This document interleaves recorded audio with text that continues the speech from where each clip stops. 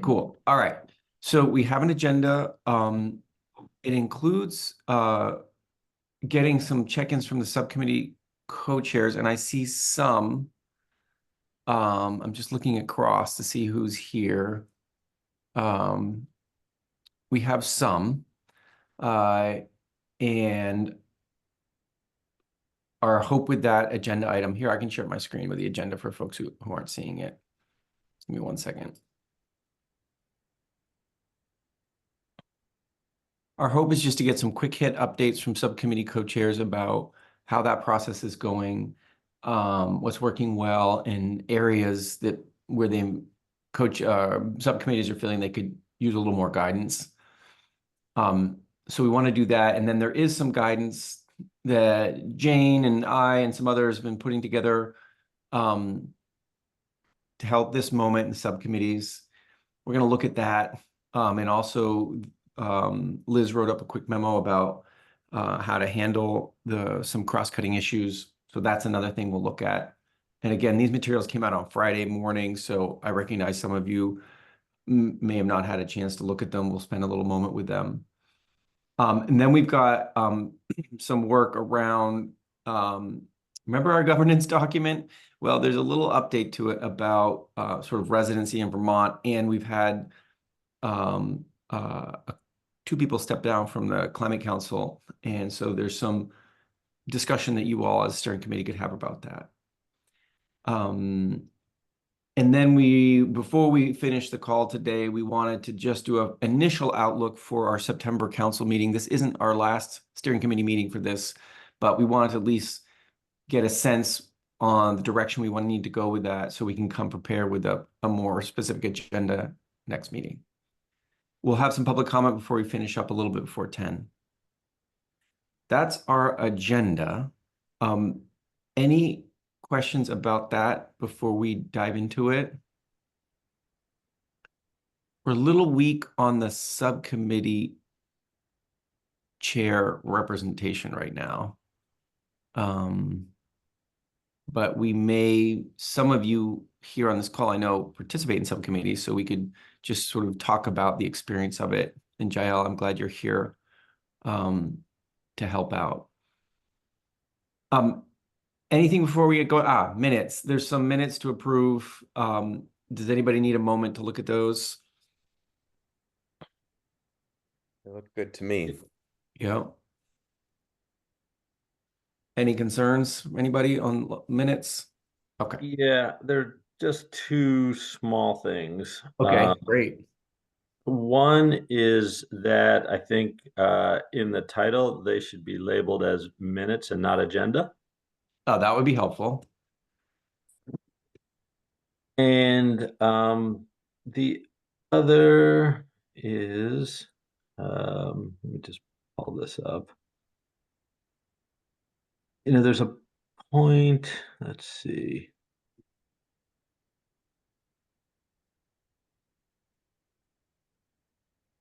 Let's see here. Sorry. It's fine. Thank you for doing this thorough read. It's very helpful.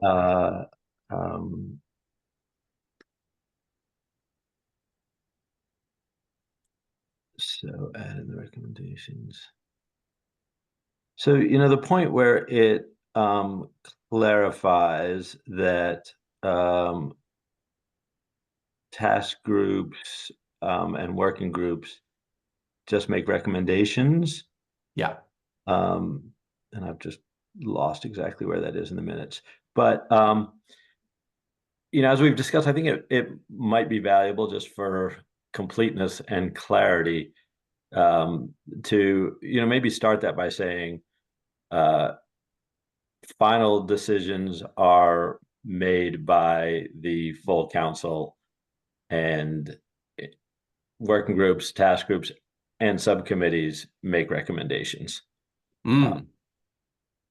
Okay, so a quick edit to this part right here in the document that I'm sharing to say these are not decision-making groups, right? Decision-making by the Vermont Climate Council is by the Climate Council, right? And all other bodies make recommendations kind of thing. Yeah, just, we've talked a lot about how task groups and working groups just make recommendations to the subcommittees.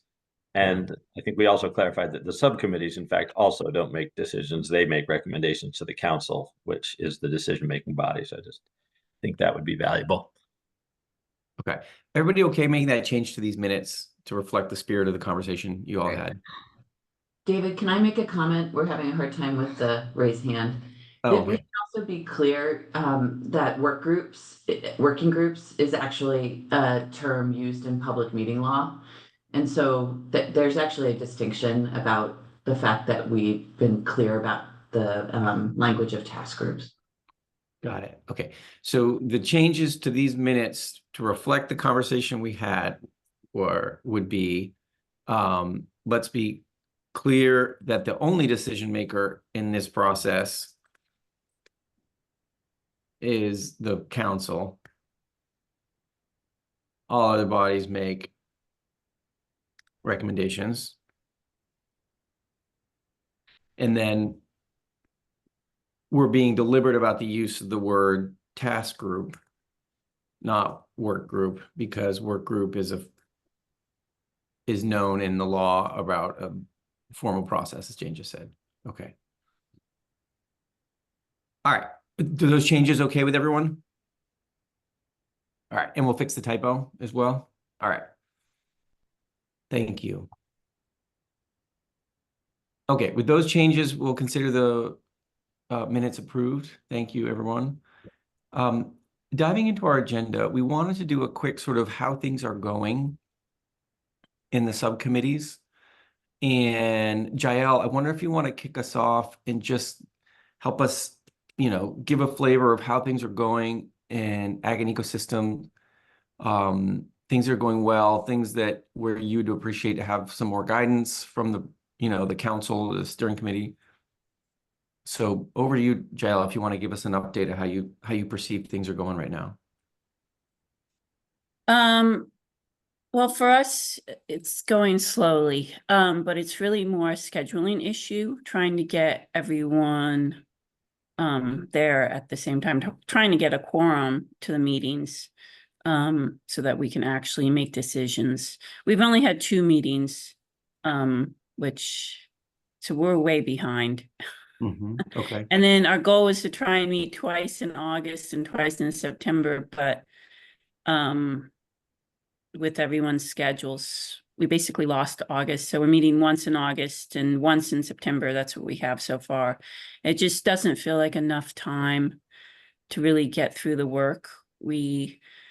Our last meeting, we started to get through, we divided all the pathways up into sections, and we started to get through the first one, and we didn't get very far, to be honest. So, I don't know, I was just emailing Billy right now, trying to figure out how we can streamline this some way. We have a lot to get through. And Billy and I came up with an idea. And then, to be honest, when I started to go through it, I was like, this is confusing. So I could imagine that the other members were feeling confused as well. So I think Billy and I need to really just sit down and figure out, and maybe with you, David, figure out how to make it easier for everyone. Yeah. Thanks, Yael. And you all, Ag and Ecosystem has probably the most extensive list of existing, strategies and actions from the initial cap. And so it's a bit of a beast to get your arms around just the existing. Yeah. Okay. Yeah, and I think, Joe, it'd be interesting. Jane's going to show some guidance in a bit about a thought about a systematic process. Joe, you had mentioned you broke up into the existing stuff into 3 sort of 3 big priorities that you want to be focusing on. And Ag and Eco hasn't to date then split itself off into task groups and to tackle those, really, right? So Yeah. I think that's a conversation to have, right? It's like, if the full group is having a hard time to get together, might it be like sort of a group of volunteers to get off and prep up one of the three subject matters and come prepared to the meeting to sort of accelerate the conversation. That could be one pathway for you all. Yeah, I mean, I think that, maybe you, Billy and I need to just go through again. I mean, because we met initially to try and figure out a way to get through all of it. But look, we evaluate that process. I mean, the other issues, we've lost a couple members. There's some members who haven't even come to a meeting. Okay. So we don't have, the numbers don't seem to be that large. So, Okay. and then also just, yeah, trying to get, but maybe two people could go off and work on their own on something together. Yeah. So, Something yeah, like I that. think definitely talking it through would be helpful. Thanks, Jael. Steering committee members, any questions for Jael about sort of how this process has been working? Or thoughts? Anything, Julie? Less for Giles, but maybe to encourage other subcommittee members to kind of share the same perspective about how forward progress sort of matches up with where we're at on the calendar. I think it's really good to have those insights and appreciate Giles' assessment of some of the challenges they're facing. Yeah. James, Julie. Jane or Liz? Yeah, I wanted to acknowledge that Jael, we were, with Liz onboarding, David, Liz, and myself met with all the co-chairs of the different subcommittees to sort of have this check-in to inform the guidance that we're about to talk about after the updates here. And so I'm hopeful that some of what you're feeling or expressing because you weren't able to join that meeting, or there was a calendar snafu of alignment or visibility, that a lot of what the guidance that we're going to put out there is in response to Agnico, actually. And so really hope that as you'll be able to stay on as we talk about that, and you and Billy can reflect back how it is matching with what you both need in that subcommittee. And then second, if I just wanted to hear, like, if there are quorum issues and there are people who have not come, that's something we can help support with talking and following up with them, because if members are not coming and not actively participating, we should sort of actively take them off the roster and make sure that then they're not holding you back on hitting quorum and making decisions and things. So that's something we can also talk about after the fact, if that is an issue. Thanks, Jane. Okay. All right. I'm curious, for those of you, whether you're steering committee members or others who are active in the subcommittees, whether it's cross sector or rural resilience adaptation, because I know, like, Liz, you and Jared both are pretty active on cross sector, right? If you want to just, and others, if you want to just give us a flavor of sort of how things are going, things that have come up that might benefit from the steering committee or climate action office providing some greater clarity. Sure, yeah, and others who've attended the meetings, including Jared, should also speak. I would say in general, the cross-sector report is pretty good. I was thinking as I was listening, Jael, to your presentation, that we definitely have challenges on the timing. We've broken up the subcommittee into groups that are looking at the different pathways we had in the prior plan and then thinking about how to build on those for the next plan. And some of those groups, particularly giving a shout out to building and thermal energy subgroup, they've done a ton of work already. They have written product that's pretty far along. What we haven't yet done is sort of synthesized and discussed and decided as a group. Other groups, including mine, which is electrical sector, are organized and subdivided, but less far along with regard to cohesive written product. Some individuals have done some, others have not had the chance. So I'd say organization's strong, view on where the timeline needs to take us is strong, and progress is uneven, but forward moving. And I don't know, overall, pretty good. I mean, it's not surprising, I'm sure, to any of us that we're a little bit behind when it's a July, August timeframe. Yeah. And it feels like there's a path there. So relatively optimistic report from me anyway. Thanks, Liz. That's really helpful. Jared, anything to add on that, or others who are participating in there? I agree with Liz. I think that was summed up really well. Great. Do we have folks from Bram? Yeah. I would just add on transportation, I generally agree with Liz that cross sector has the structure and is moving forward and is organized. Transportation is in a slightly odd position because the analysis that A&R has commissioned for alternatives to TCI won't be done until February-ish. Is that right, Secretary Moore? Yeah. So, that doesn't line up perfectly with the timeline in terms of getting all the subcommittee recommendations ready for the full climate council by the end of this year. So just sort of an asterisk around that one, that there's an outlier on that one piece. Bram, do you feel like that task group, like so the transportation task group, can make progress in the absence of that report, at least on everything except maybe that core recommendation? Yeah. Absolutely. There are plenty of other topics that we can move forward on, vehicle miles traveled and all sorts of other pieces. Got it. So yes. Yeah. And recognizing it's a pretty core piece of the overall emissions reduction strategy would be the result of that technical report. Okay. Yep. All right.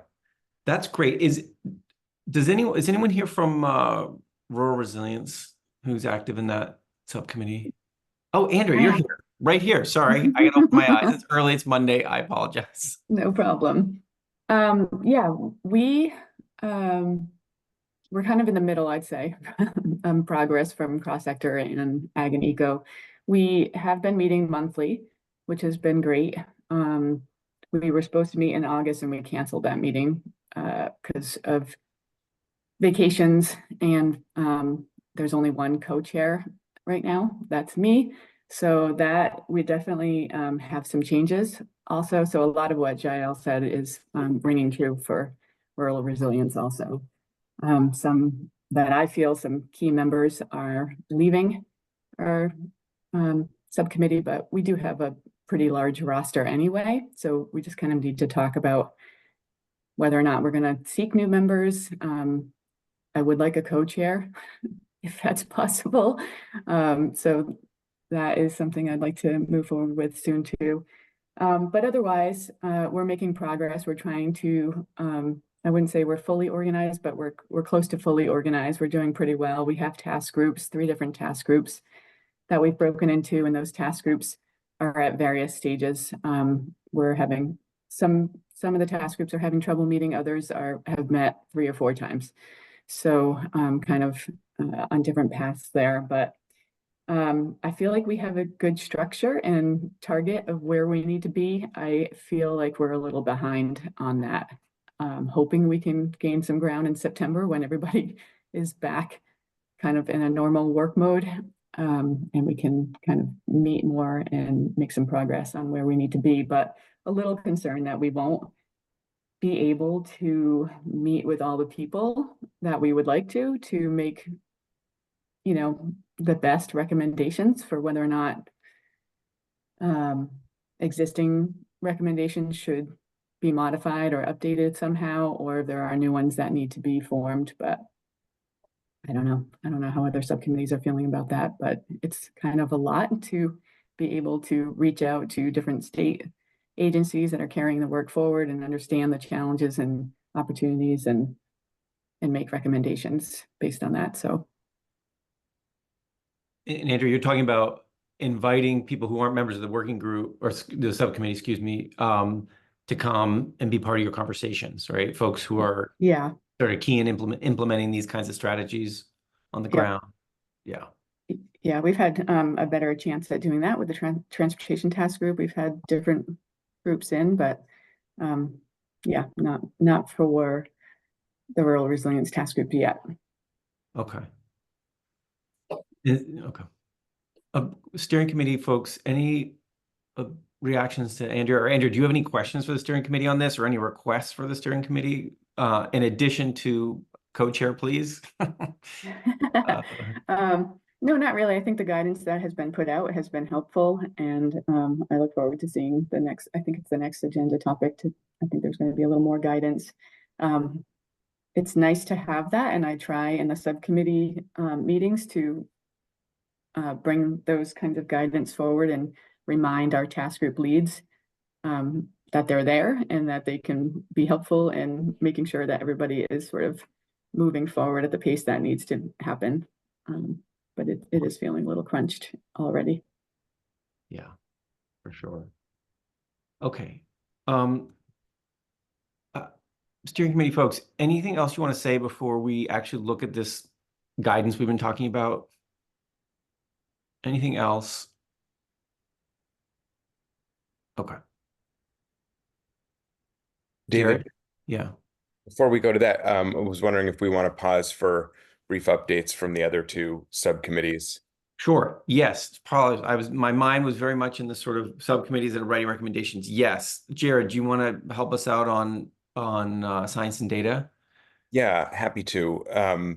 So this actually relates to a future agenda item in terms of structuring the revised cap that will be submitted next July.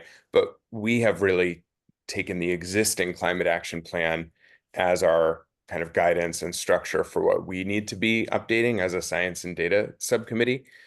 There's a couple of key pieces that were in the initial cap titled the scientific underpinning of the climate action plan.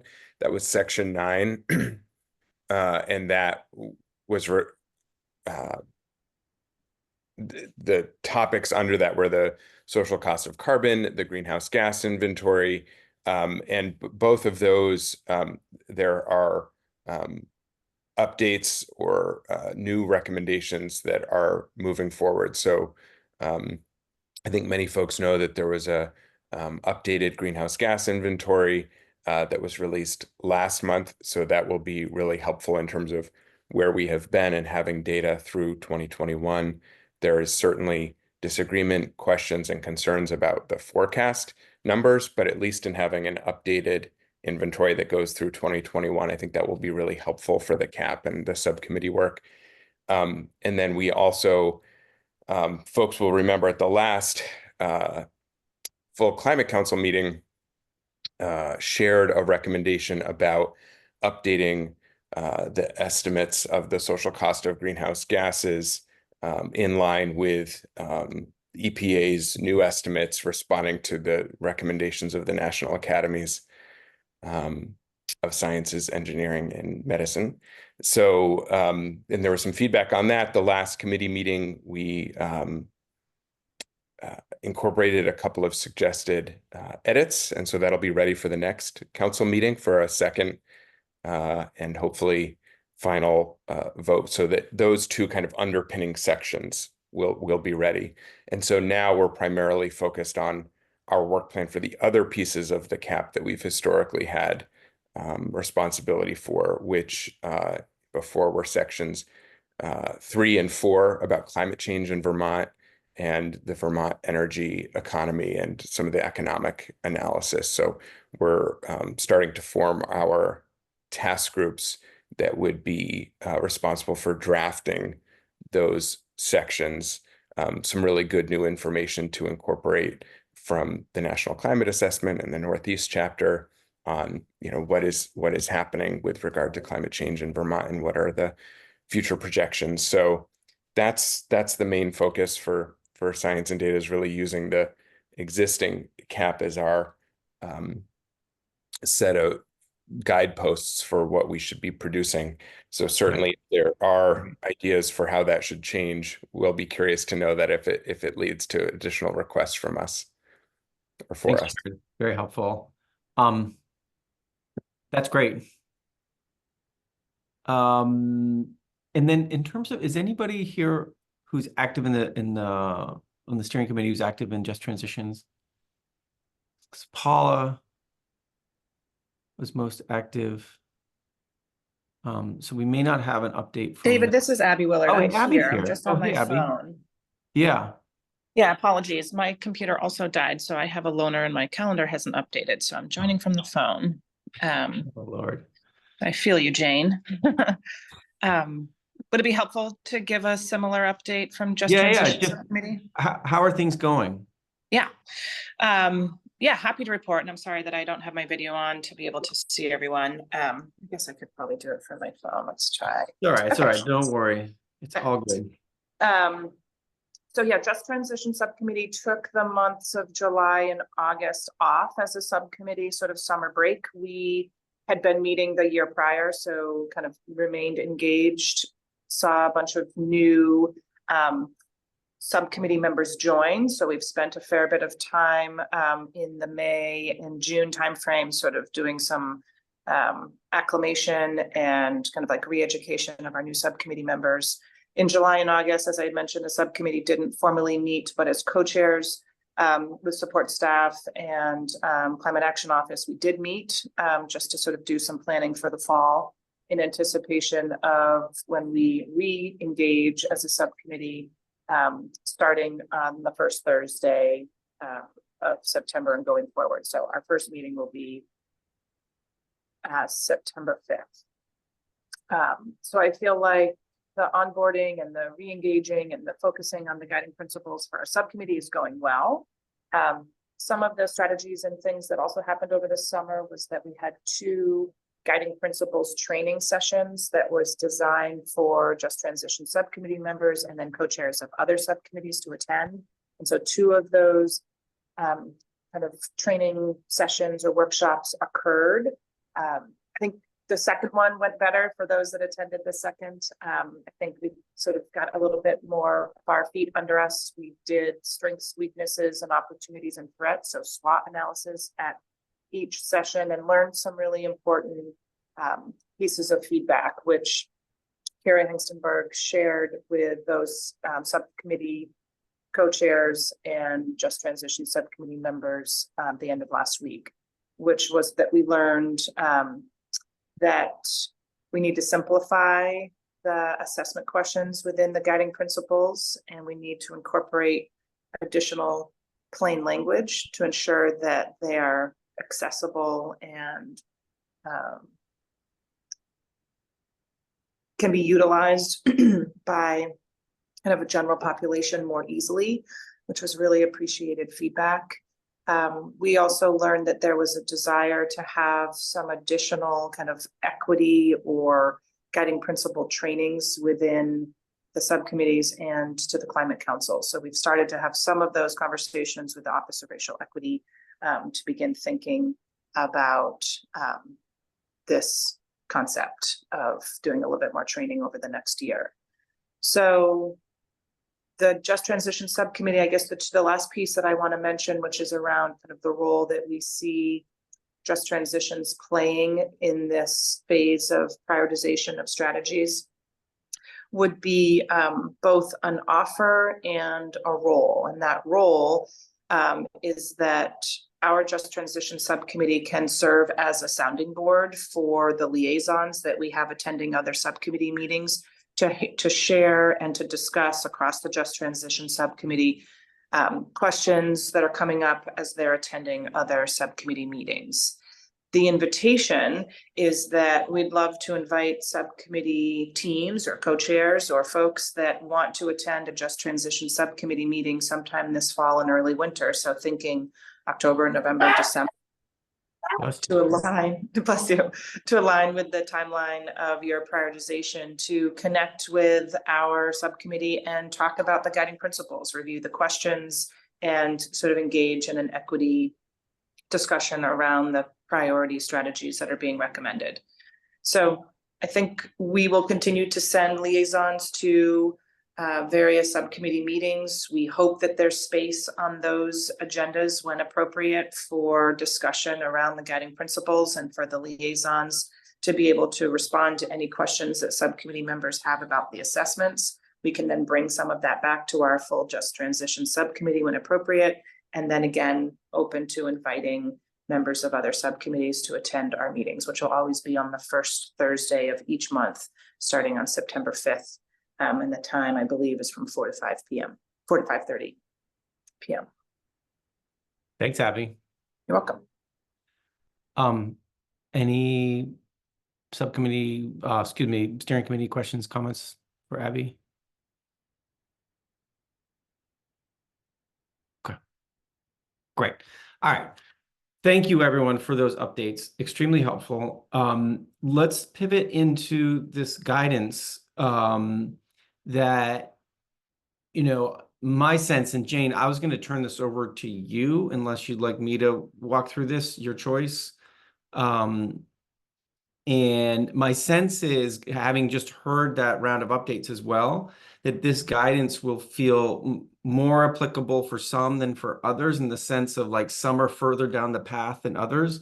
And the guidance probably is going to be most helpful for those that are in the first steps along the path. But Jane, do you want to take this away and talk a little bit about what this is?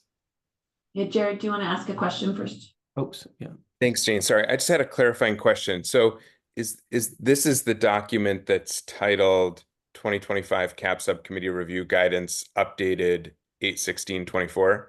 Yes. I don't know if it's an issue on my computer or if it's because it's a PDF, but I didn't see anything in track changes to see where the updates are. So I'm wondering, A, is there a track change version of this? And B, if not, if you can just highlight what was changed. Because my understanding was this is a pre-existing document. It would just be really helpful to know what's the same versus what is proposed for revision. Okay, yeah, I'll try to do my best. Sorry, there isn't a track change version, but hopefully if folks want to cross-reference, they can look back to the last guidance document from earlier this summer. But yeah, David and I went back and forth and actually started working off of this from a different document that Rural Resilience was using to sort of go deeper on transparency around decision-making about actions from the previous CAP and how they were amending and changing them. So let me start by saying that, well, first off, David, when and if we decide to share the document, I don't think we need to yet on screen, just because it's, a lot of words, but I don't have access to do that right now. So you'll have to do that for me in a minute if we want to. But I'll just say that Liz, through the benefit of bringing Liz on board and Liz helping to support sort of the work in the space of the subcommittees, Liz and I, along with David, which was really helpful, met with all the co-chairs over the course of the last few weeks, had what was a deeper dive into what you all just had around where subcommittees were, especially thinking about the ones that were responsible for drafting what ultimately comes up to the council as recommendations to consider for the climate action plan, and where subcommittees were sort of spinning their wheels and needing further assistance. And so we took lessons learned from where subcommittees were thriving, and we took lessons learned where subcommittees were struggling, and tried to update the guidance document with greater clarity, as well as support subcommittees through templates, which is the second document linked on the agenda today for transportation, which is one example of what has now been done for all the subcommittees by task group, with an effort to create documents that smaller groups can collaborate on and then bring back up to the subcommittees to pull together and put forward a document to the council. So most notably on the guidance documents, what you'll see is updated timelines, hearing from many of you that originally, I think we had really talked about the summer as a workhorse time where we were getting through most of the previous work and thinking about where new work was needed for the update to the cap. That has been extended all the way out through September now. And that really is, I think, not out of line with what we had said, but wanted to really affirmatively speak to the month of September as having availability to do further work, because what we're striving to do is get to October, where we have capacity in our office through Sophie and through our contract with CBI further to do stakeholder meetings around sort of the key themes and ideas that are coming out from the 3 subcommittees that are drafting substantive recommendations for the council.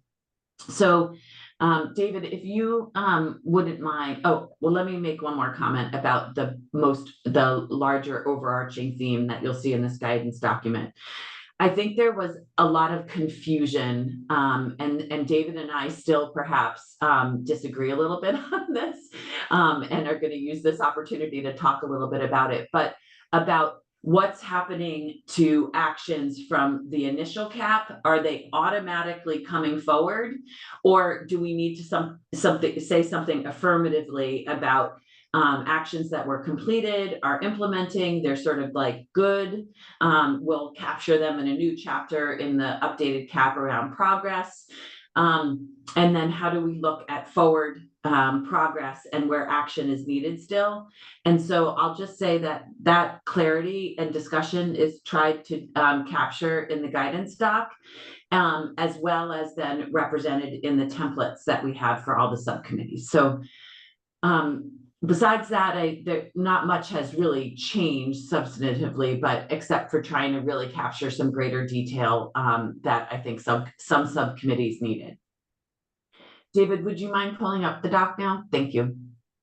So we pulled in obviously a greater clarity at the top around the overview, and then also reminded folks around structure of the cap so that everything is right there, especially for new subcommittee members. David, do you want to add anything about this before we go through the actual timeline? I think there's been one sort of nebulous part in all of our conversations to date about how to prioritize, and that's like, how will the new updated cap show priority? And what this document is suggesting is that there will be a moment in which each of the subcommittees, and then go up to the council, names a handful of actions that's really your top actions. We're not putting a number on it yet. Is it top 20? Is it top something? It's just pulling from those actions and say, we really want to catch the attention of the legislature and state government and others. So among all these things that we have, these are a top set that we really want to highlight. And so our suggestion here, and this is something for you as a steering committee to really help provide guidance, is that we're essentially going to have a good amount of recommendations, whether it's the 270 we currently have or some version of that. And then we're going to lift up a handful, call them a top 20, top 30, top 10, whatever you're going to do, that's really trying to capture the attention of the state to say, really, really focus on these in addition to all the ones down below. So I'll just note that, and this is trying to be as clear as we've been about that. Yeah, and I think like what was happening before was we were talking about a top list and a prioritized list, but there was like a jumping to that without an appreciation that there did need to be a grounding and review of what was already in the initial cap and where progress has been made and where it hasn't been, to say what's moving on, and where are there gaps and new work needed. And so I think there was like sort of a jumping to the top list. And so yes, and there needs to be some groundwork done before we get there. And that's what we're trying to do, set up here a little bit clearer. So the finalizing by early September is this real review of all the strategies and actions. Presumably, I think that the pathways will not go away from the initial cap. However, there are going to be some new pathways. Specifically, the one I'm thinking about is public health and rural resilience. That's the first one that comes to mind. That was a gap in the first cap and has been a focus of rural resilience and adaptation for this cap. But largely the pathways are maybe revised, tweaked language, but are generally the what needs to happen around climate action. And I think that's great. So this really starts to talk through what to do with the strategies and actions and the support specifically now that we have through Liz in developing both templates and the support of how to use those templates through the subcommittees. I think that we're trying to be very clear that the work that has to happen in review of strategies and actions should be done through task groups or themes, and those are developed through themes. It is very hard to sort of do that as a subcommittee and process the sheer volume of actions from the initial cap. And so that pre-work, the language tweaking, we've set up templates now by theme. So largely cross-sector, it's by the 4 sectors. Rural resilience has 3 task groups or priority areas they are working on. And Ag and Eco, also through an initial meeting with David, Jael, and Billy earlier this summer, also prioritized 3 themes. And we've organized all of the pathways and strategies and actions for Ag and Eco into 3 templates by those themes. And I think Ag and Eco is well poised to have leadership either through state staff that are supporting the subcommittees or specific subcommittee members, as Rural Resilience has done, who advance that work for those 3 themes in between the meetings and then bring forward recommendations on how to look at that and revise actions, carry actions forward, or drop actions where needed, where they've been completed at the subcommittee meetings. So happy to look at that with the transportation Excel doc, but knowing that that is a hard thing to look at as a screen, really wanted to write into the guidance that we have all these templates, what we're calling working templates, with the understanding that they should be similar information, similar transparency around decision-making across all 3 subcommittees, so that that work can carry up to the subcommittee and then the council, who will ultimately need to make decisions about the full body of work in the update to the cap. So we have those templates. The subcommittee should all meet with Liz, be supported through that work. That's password protected, fascinating. And then we will have that support for all of you. And I know also Ag and Eco right now with Evan Horn hiring in our office can also have that dedicated support ongoing for that work too. Jane, would it be fair to say, we're using the word template here, and another way to talk about it is like a working document, in the sense that it's not necessarily the template of the final product, it's more a template or a working document in which it really is a helpful way to look at all that content and keep track of the decisions you're making. Yeah, it's no different, I would say, David, than what we called templates for the first cap, which were the Excel documents that became appendices in the initial cap. It's a lot of information. It's helpful to keep that information present so that, again, there's transparency in what groups are doing and decisions. But ultimately, it doesn't, as David would say, doesn't really help tell a whole story of the work that's needed to advance climate action. And so it may not be the way it comes up into the cap, but it's helpful, and it creates like transparency or similarity in the way we're conducting the work across the 3 subcommittees, so there's consistency. Yeah, that's great. And I'm sorry that the template is password protected. We'll fix that. But maybe hang on, let me try. Yeah. I was able to do it from here. Yeah. So, I did it from the screen you were just wanted. It opens in my screen. Hang on, I can show you.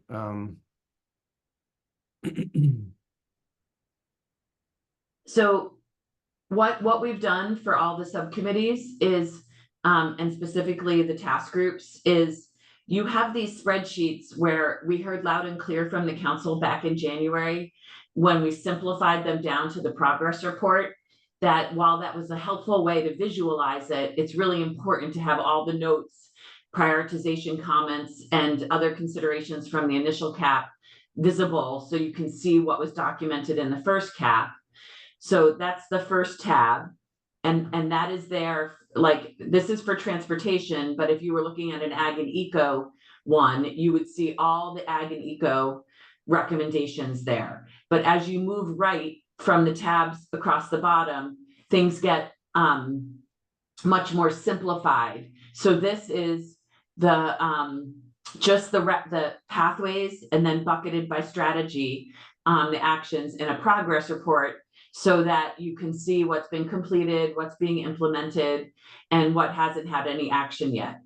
And then you move right to the final tab, and we've added off of that transportation simplified progress report, we've added 3 new columns. And this is, again, there for every subcommittee broken out by task group now, where there's a drop-down menu in column C at the top, where you as a task group ultimately to a subcommittee is going to make a recommendation that says revise action, remove action, revise action, revise strategy, remove, or keep as is, and then transparently document what the updated language is and any comments. So we're trying that, understanding that everybody wants all the information, but it's very difficult to continue to add columns off of a very cumbersome spreadsheet. We tried to simplify ultimately what you're using as a working template. So Julie's off mute, sorry.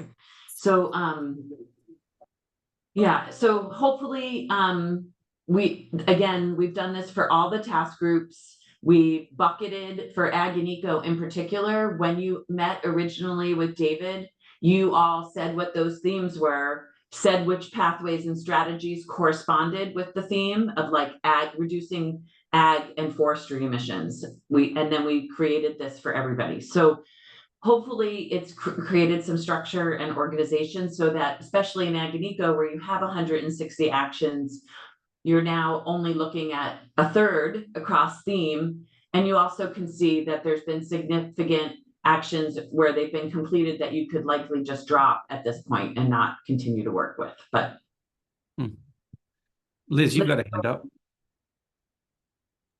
Okay, so now that I see where it opens through the agenda, just either take off the link or fix the link on the actual meeting page. Yeah. Just for the public. And then I think because I was distracted by that, I missed Jane, and I apologize. Where are the rest of the templates? Are they publicly available, or are they just being done through each cross-sector, through each subcommittee? How's that happening? Yes, so they've been done for everybody. And again, I'm going to encourage all subcommittees and then task groups to meet with Liz.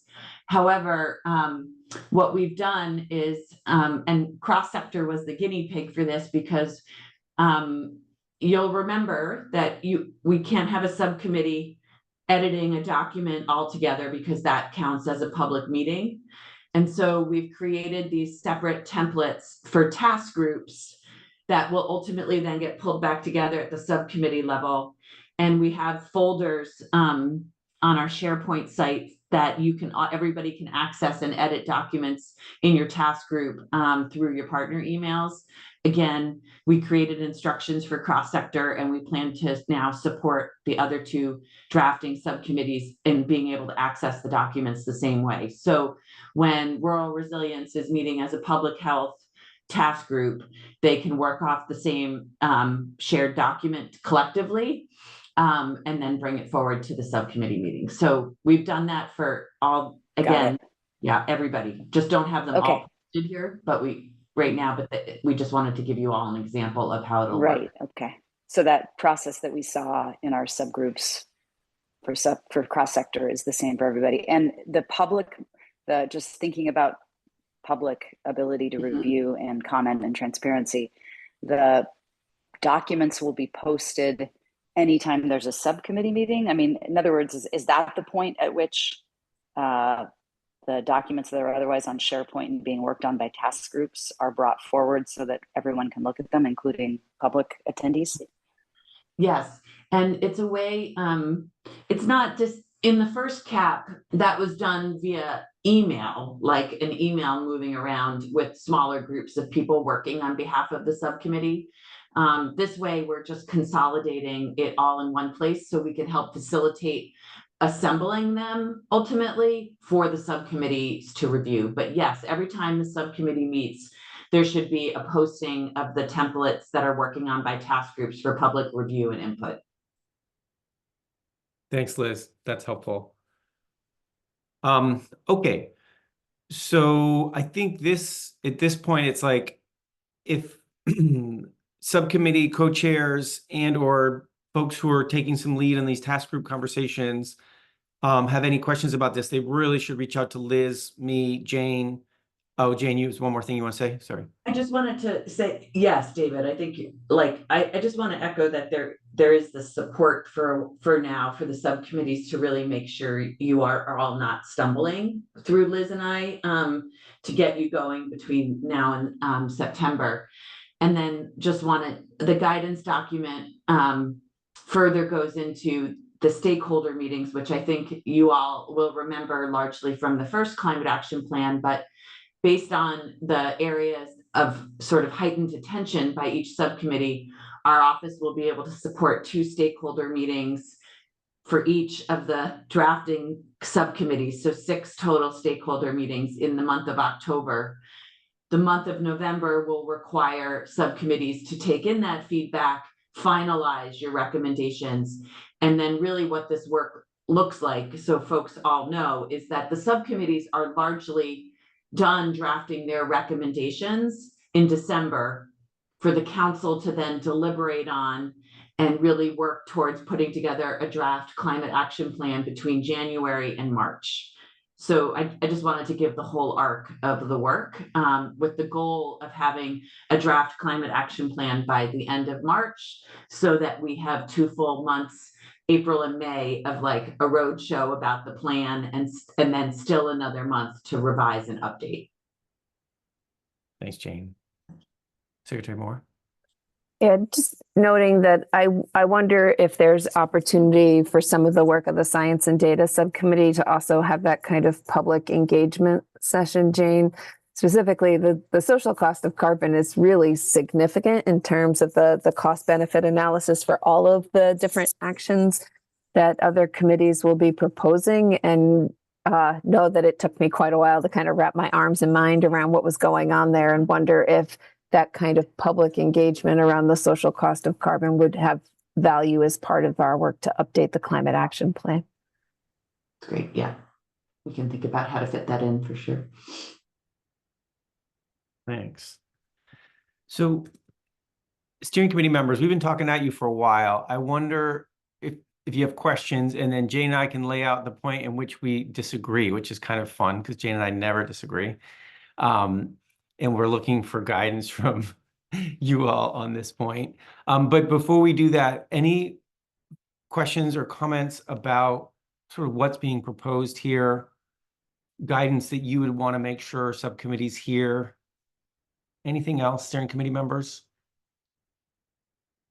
I just want to say thank you to Jane and Liz and everyone else who worked on this. I think it's an excellent set of guidelines and will be very helpful. Thank you. Thanks, Brown. Okay. So one of the things that we've been talking about as part of these conversations is sort of, can we get at the architecture of the updated cap and really wrap our minds around, how we express priorities and what things are in it and what things, if it's completed or are deeply in progress, does it need to be part of that, or if it's part of a separate section, as Jane asked, or Jane said. The question that we've been going back and forth in is, if you'll notice in these templates, and I'll pull them back up, actually, while we're talking, because it's helpful to look.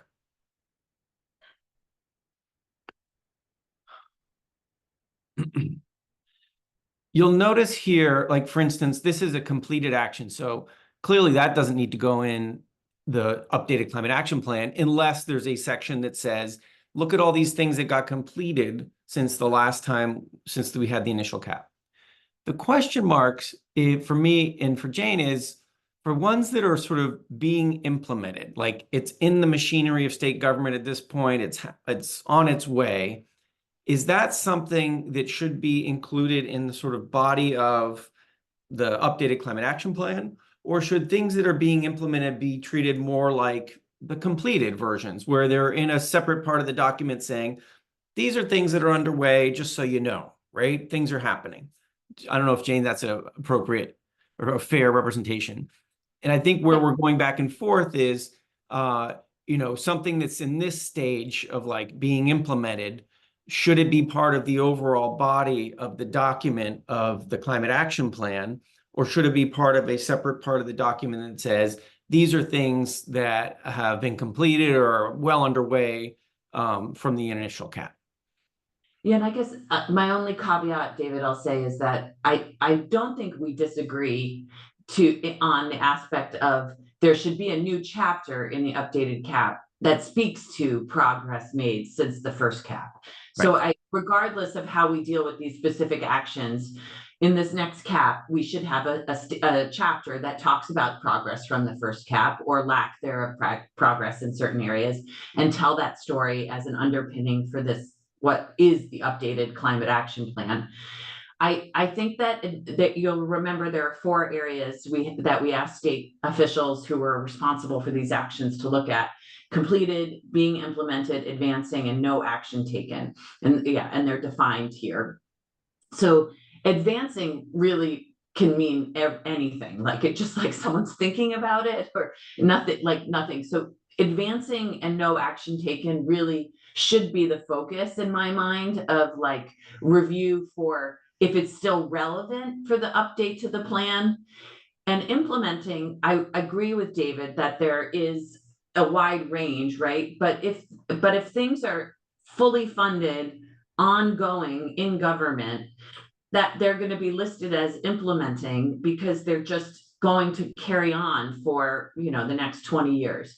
I understand David's point about sort of like not missing that because they're still important things, but it's just for me, like trying to think about how we sort of whittle, if you're a whittler versus like keeping all 260 actions. There's some brevity, I think, in looking at it, but to David's credit, he's thinking about that priority list at the end as the way to do that. So I've softened on my position. For a while, I was like, I want them out. So now I'm okay with it more. Jael, go ahead, please. Yeah, this has come up a lot in our subcommittee meetings, but just in terms of what does completed mean and who took that on? Like when it says completed, where is that now? Was it a legislative process, or is it an agency taking care of it? And what does that mean? Or, being implemented, like who's doing that and where can we find more information about it? Those are some of the questions.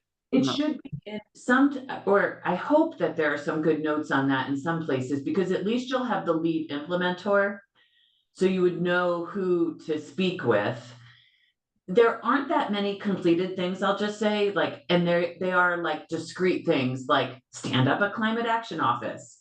That we put that as completed, or even though we're obviously still here and implementing that work, or rulemaking. There were 4 rules. Those rules haven't even come into action yet, but we completed the rulemaking. So most of the time they're neat and tidy. The implementing ones are more challenging, but there should be some of those clues at least. And if we did a better job in some places, there should be better notes about what it means. But yeah, and why I'm sharing my screen here is this tab on the far left-hand side has oodles of notes in it, and so oftentimes you'll find answers in there to those questions. Jane, Julie. Yeah, at least the ones that are sitting on the screen right there rely on continued funding from the legislature in order to be able to continue their implementation. And so I don't think we want to hide them away as if our work here is done, because I think it's important to continue. Like there are, Jane, you're right, very discrete things that are truly finished. We've gone through the rulemaking process. They're approved by LCAR. They're on the books. End of story. But in some of these, particularly where there are voluntary programs that rely on funding through the legislature, I think we've got to sort of keep those on the to-do list so that it doesn't end up being we're taking money from say replace your ride and pushing it into something else and suggesting we've checked both boxes. Thanks, Julie. Jared? Yeah, I very much agree with what Secretary Moore just said. And I would even extend it to things that feel completed around a rulemaking, because, you know, then there will be compliance monitoring, there may be legal challenges, you know, so I really think that if we're going to label something completed, it's kind of completed for now or completed step one, and the title should probably be something more like a monitoring phase. So that we don't lose it, and so that we can keep track of nothing's fully done. There could have been unintended consequences. There could be new challenges. So I don't know if that was the first phrase that came to mind for me. Maybe it's not the best, but kind of, you know, initially completed monitoring, or, you know, something in a monitoring phase. But very much agree with what Secretary Moore said, and would extend it even to non-legislative funding issues. Right. And maybe Jared, maybe the action is different, right? Like if the rulemaking is done, then the action is whatever that next step is, right? Okay. All right. Anything else to say about that? And I just want to be thoughtful about the time. I realize we're probably over budget. I'm going into our meeting right now. Anything else to say about this?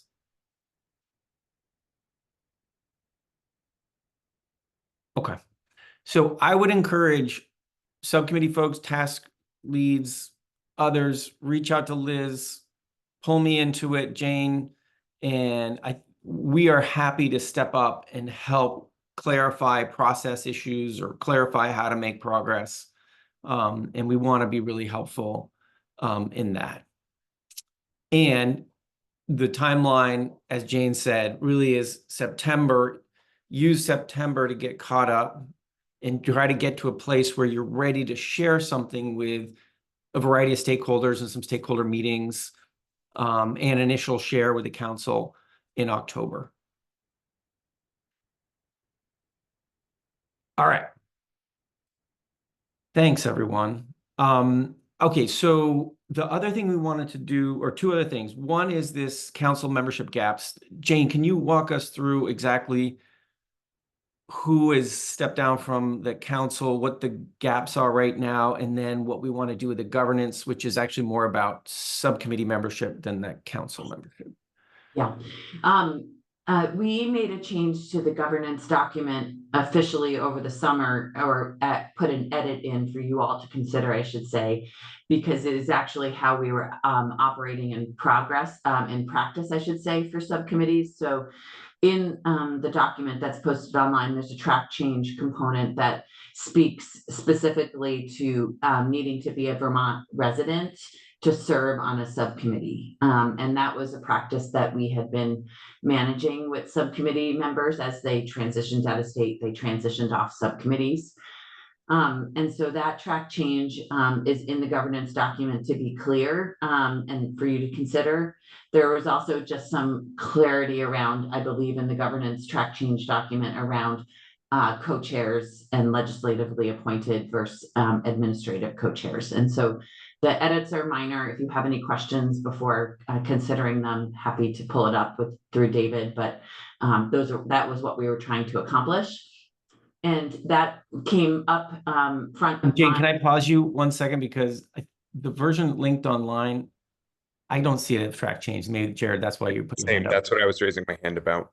Maybe it's because it's a PDF, but I don't see any track changes. Yeah, okay. Well, Yeah, why don't we just show them on screen real quick if you've got them, Jane? yes, David, do you? Well, do you have it? sadly, I don't have the version. I have what's on the calendar in the agenda. That one doesn't have. I think you sent it to me. Is this I a only sent you credit. You can send me an email with it. I'll happily share. PDF? Or if Liz, you can share from your computer.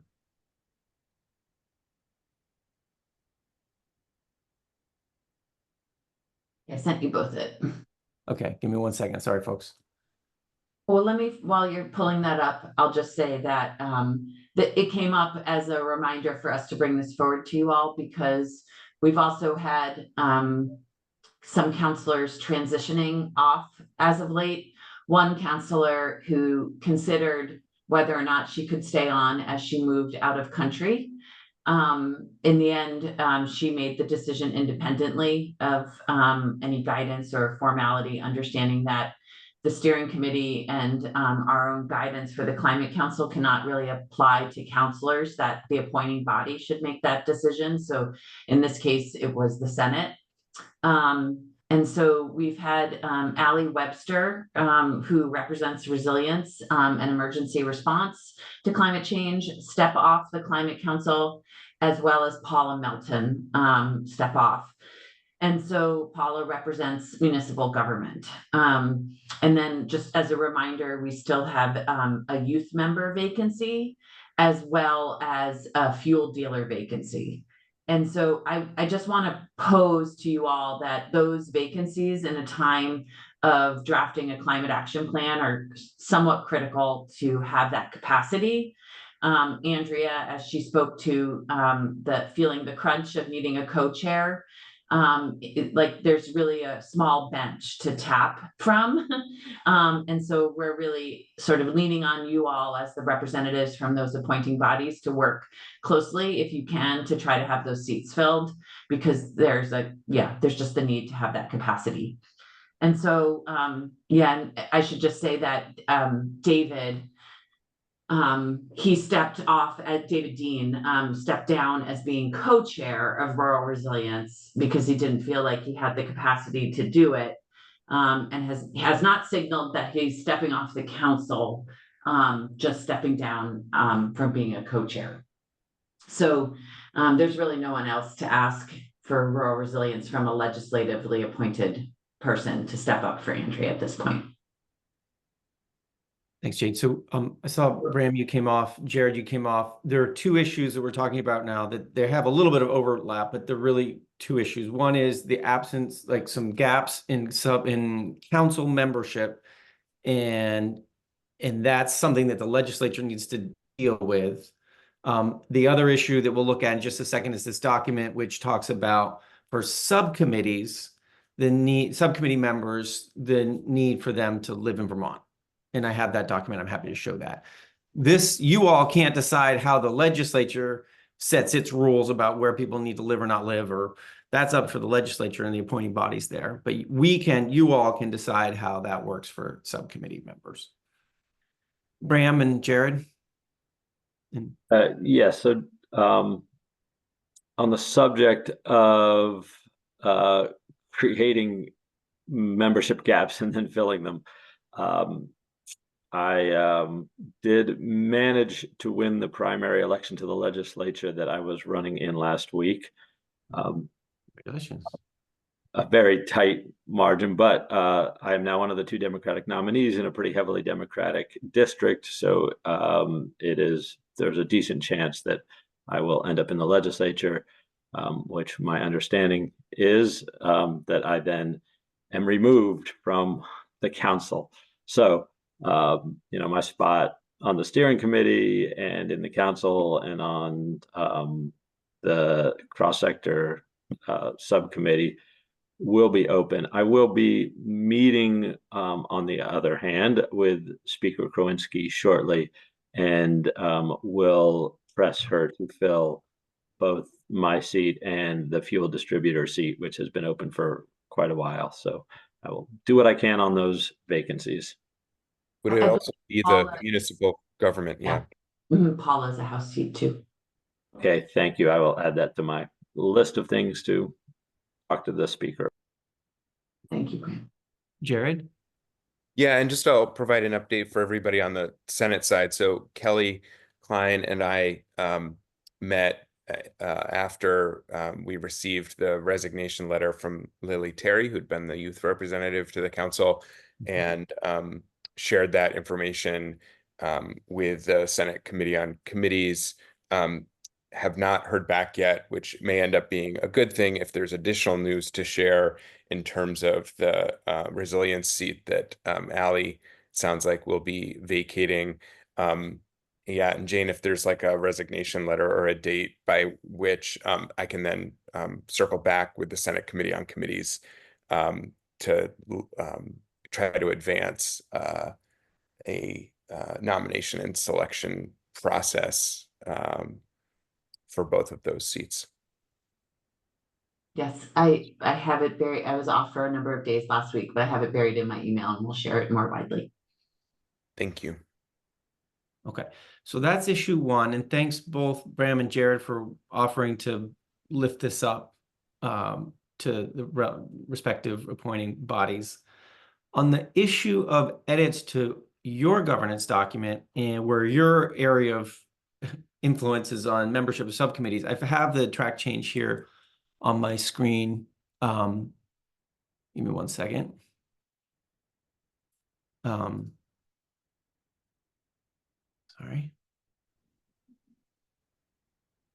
Got this. So many documents. I'm almost there. Machine, you've got this. Just give me 1 second. I got to close a couple other documents out because I'm getting crushed out. But it is a one line that just says subcommittee members must reside in Vermont in order to serve. That's all it says. Great, because the one that was actually linked from the agenda just must have been the wrong one, right? Because it said counselors must reside in Vermont without red line. Okay, got it. Thank you. I think there was a bad link, and I That's why I apologize wanted to see for it. that. This one is what you all, and maybe we can't do it right now if people are feeling like they need a little chance to sit with this, but if you want to approve this, you could. This is the line here. And then there's been some other changes that I think we've agreed on previously to just get the language clearer about there was one weird turn of phrase up here that was not clear about co-chair from a legislatively appointed counselor. It made it sound like the legislature was appointing it, and that's not the point. And then there was a sentence or two added here just saying subcommittees will recommend who can fill the co-chair, and you all, the steering committee, will confirm that. And that subcommittees will conduct an open process to reaffirm or recommend new co-chairs at least once every 3 years. So these are things that we've talked about previously. I'm not sure we ever officially gave it the thumbs up. I wonder, just because you don't have the actual document in front of you, these are the two changes. If you're comfortable approving it now, great. If you'd rather just wait 2 weeks in our next meeting and we'll get the right thing linked up on the agenda and everything, maybe that's the cleaner way to do this. That sound good? Maybe we'll just get the right document linked up, and I think we're meeting about 2 weeks from now. Or 2-3 weeks from now, we'll approve it then. That sound good? Jared?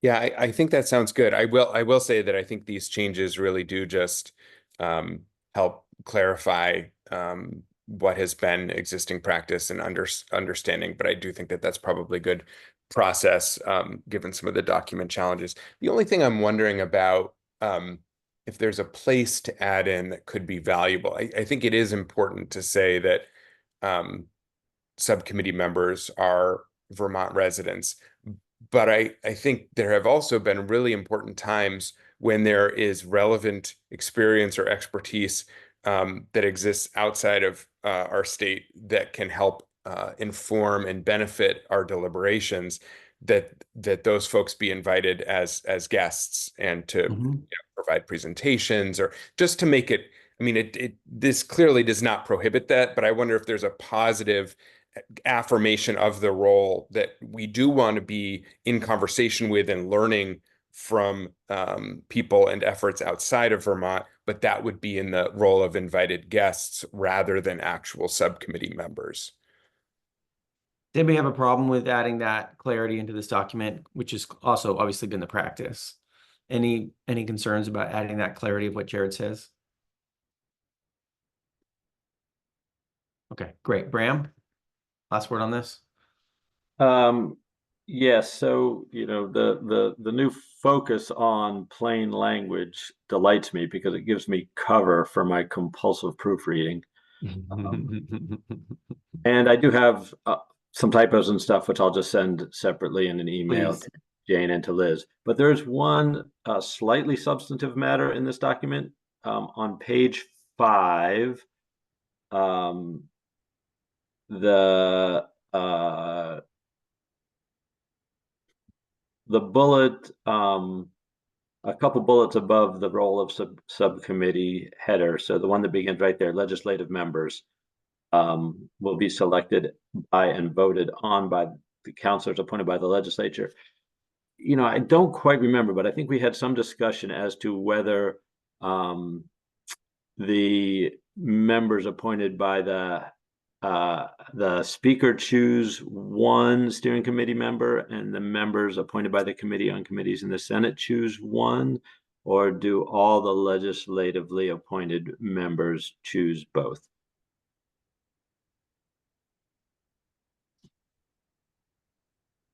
Well, I'm curious whether you guys want to invest time in this right now. I'm looking at the clock, and I wonder if, Bram, you want to hold that thought until when we look at this in our next meeting. Yes, happy to. Is that all right? Happy to, yes. Okay, thank you. So in addition to that thought that Bram just brought up, and I'll make a note of that, what we'll do in our next meeting is we will formally approve whatever we do, and with these changes here and this change right here, and then we can in real time next time decide if we want to make a little change according to what Bram was just saying, whether we're comfortable with it as it is. I want to just push forward if folks are okay with pushing forward. There were 2 things that need to happen. One is make a little space for public comment, and 2 is make sure we're on the right track for the September Climate Council meeting. In your agenda for today, we proposed at least sort of the basics of it. And I heard one more thing on the call already from Jared, which we had forgotten, which is the final approval of the cost of greenhouse gases, which is not on this agenda right now. So that would go here. But I just want to share what we're thinking. And we don't need to solve this right now. If you have thoughts, maybe just email Jane and or me and Liz.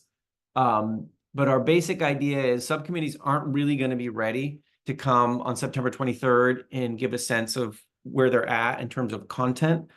They're going to need to the end of the month.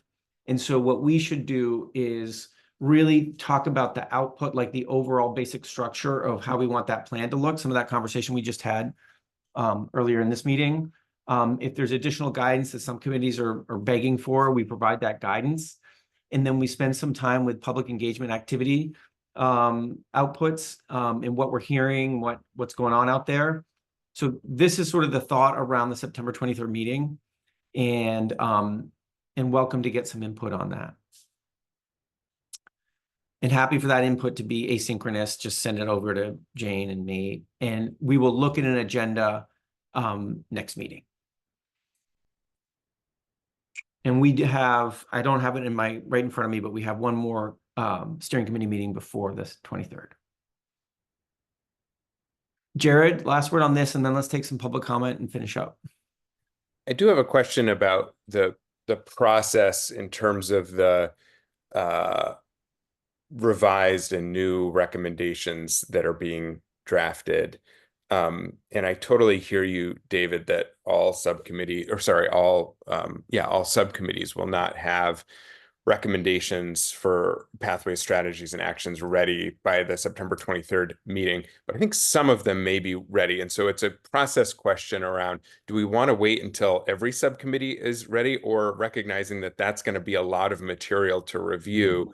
Do we want to hold open the possibility that there could be an initial batch of draft recommendations around revised or updated pathway strategies or actions from some, so just to get us started? I don't have a proposal on that yet, but it just feels like if we wait till they're all ready, it's going to be a lot to review all at once. And if there are some initial things to just get us started, I wonder if there's a value.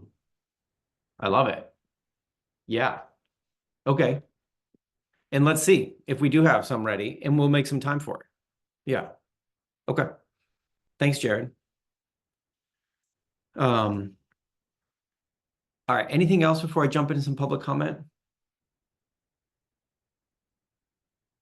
Okay. All right. Let's do some comments. I see hands up. I see Annette and Ken. So Annette, let's start with you.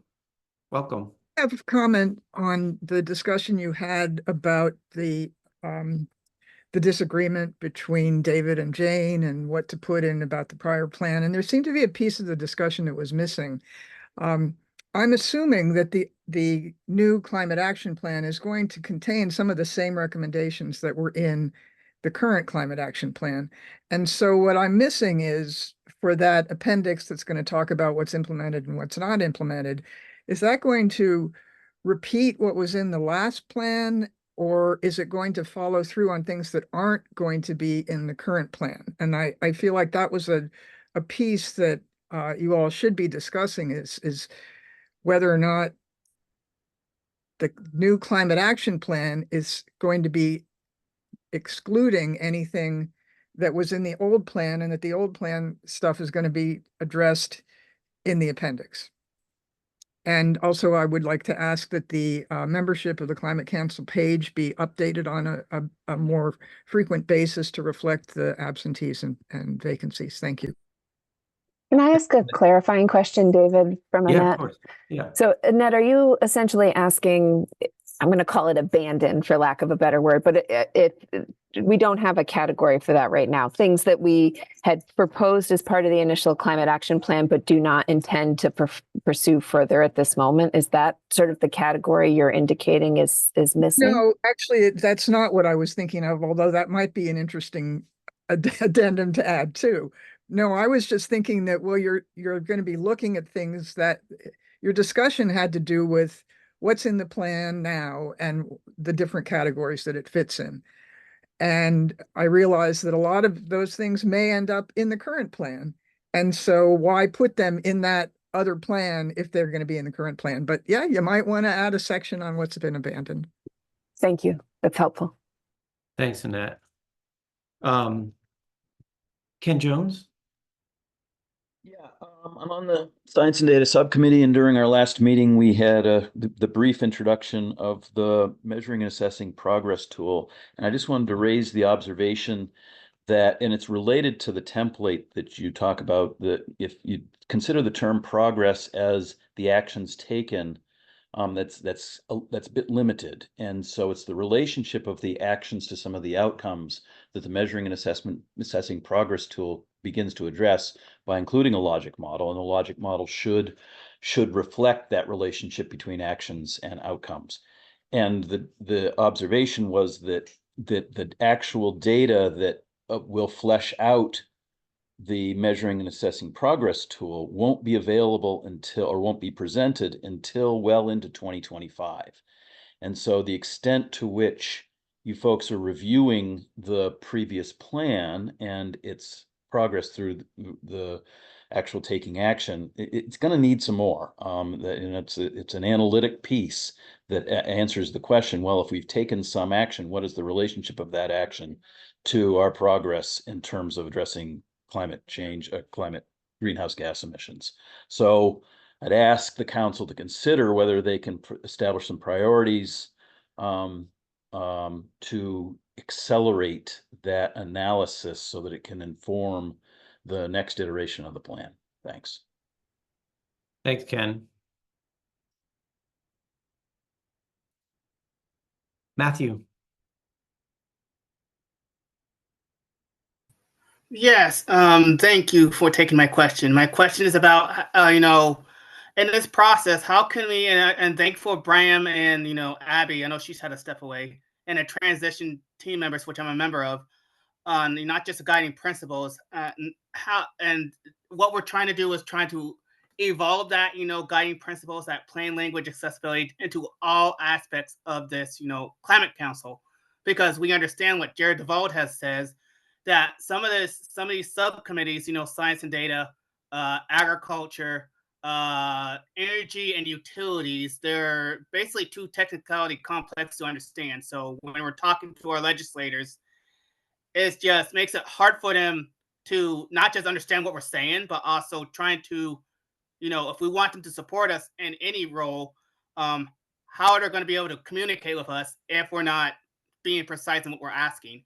So, not just the guiding principles, but also what do you see as progress moving forward, knowing that we have a system in place that's not very easy to understand, which, education, legislative, insurance, they all have one thing in common, which is technicality and complexity.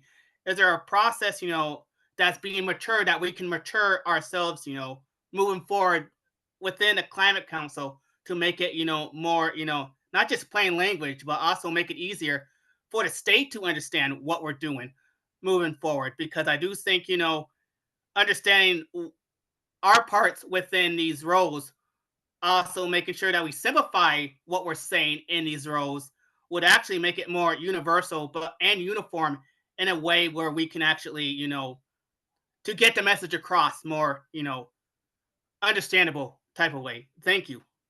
Thanks, Matthew. Appreciate that comment.